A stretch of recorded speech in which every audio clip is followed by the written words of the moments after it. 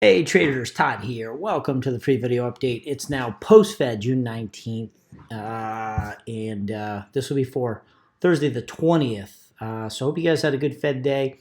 Before we jump in, I mentioned it in the Wednesday webinar, which also check that out, the live stream if you didn't make it this morning. That was, just so you know, if you haven't checked it out, we do a live stream every Wednesday morning at 8:45, so definitely check that out here. Fed day, huh? If you have a chance, What do you go guys ahead think? and hit that Are they going thumbs to? up button if you don't mind. Let YouTube know you like it. And the other thing is, what's going on tomorrow, Benzinga. If you guys are in the city, I'm doing the live trading summit in the morning, and then running to CNBC for power lunch at 2.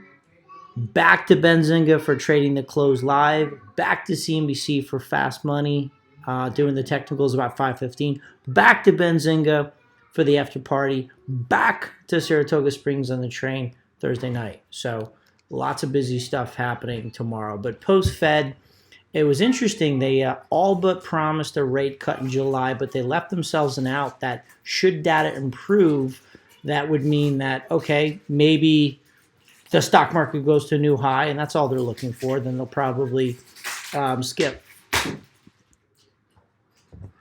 All right, my father-in-law. I'm squatting in my father-in-law's office here, and he had to get his cigars. So yeah, it had to be at the city early, so we came down. My wife's from Jersey, so anyway. So yeah, pretty good move up in the stock market. We're looking at bonds here, but like I just think it's kind of funny. This is like the temper tantrum, the taper tantrum. When they threatened to taper the bond purchases and start to move mortgage rates up like 5 years ago. The markets went crazy, and the Fed was like, "All right, fine, we're not gonna watch you have a temper tantrum like my 5-year-old kids."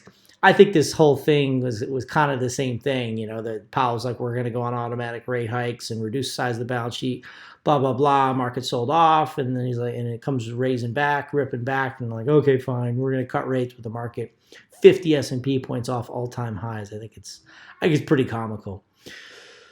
But whatever, trade what you see, not what you think. So bonds are up pretty good here.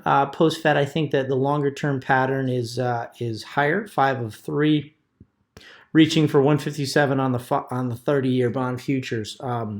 This was the reaction on the 5-minute post-Fed, so that's pretty good. I've got the long TLT position in our portfolio.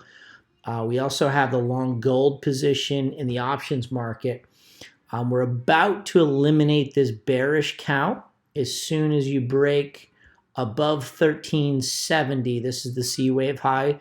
We are very quickly just going to move over to this count, which we have been favoring for a little while now. We are long gold for a push up towards 1500. I don't think this is the birth of a new gold bull market, because if in fact this is a triangle, you Ellioticians know a triangle allows only one more move before you see a reversal. So, in the near term, here's what we're looking at. We were fine with the triangle. We were coming in long gold, and we talked about it this morning. I think we talked about it in the free video last night. We've got to hold this 1340 area, and we went 1360 bids. So all in all, we had a good day. GLD was up some pretty good money. We've got the 125, 128 call spread. We're at 2813, so I was talking to my members on the video just now. We might need to roll that up and do like a buy back to 128s and maybe sell the 130s and just get some more positive delta in there. So overall, that was good. We have the FXE long euro, which is not working yet. If gold's going to move up, dollar move down, we'd love to see FXE get a little bit of a bid after this really choppy price action here. But we got a little bit of a move up, so there's a possibility that we could move there. So it's kind of like, and I think this is funny that I'm kind of bagging on the Fed. And I mentioned this in the Wednesday webinar this morning, the Wednesday live stream. The EEM, emerging markets, is starting to come back. And if you look at EEM over the S&P, all right, we're starting to get emerging markets coming back. And you got to think that a lot of it is, let me just see if I can add study instrument overlay. I'm going to overlay the dollar on top of this. I'll just use UUP, which is the ETF. So a lot of it's going to be that dollar selling off, which will generally boost emerging markets. Well, if emerging markets gets a bid, that's a big reason that we've seen a lot of volatility, because there's been a pretty good divergence in EEM, which is in white, compared to the S&P, right here.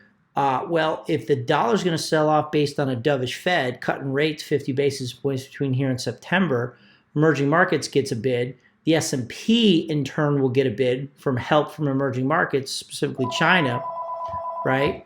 Let me pause it, sorry. Hard to do videos on the road.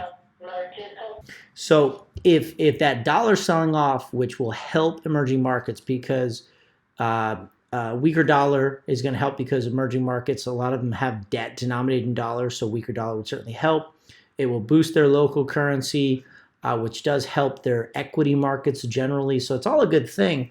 But what I'm talking about here is that will then in turn bid the S&P up, which if the S&P goes up, the pressure on the Fed to cut rates will come off, the dollar will stop being so weak, and then emerging markets goes back under pressure, and the whole cycle kind of starts again. So I think it's pretty funny how that kind of hamster wheel comes around. But for now, I think it is bullish. This HYG high yield, I think is breaking a pretty important level here. I think HYG, the high yield, kind of the risk, the spread between high yield and the market, the overall market, measures the possibility of corporate default, and that's coming off as this chart moves up. So I think that is bullish. So we're generally looking on the long side right now. So a couple of our positions, things that we're working today, we did have the Shopify trade on coming out of a triangle there. That guy is working pretty well. Shopify is right here. We've got this call butterfly, 310, 325, 335. We're already up at 328, so we're through the center strike. So a little bit of money there. We might need to adjust that guy as well. A few other positions that are working here. Twilio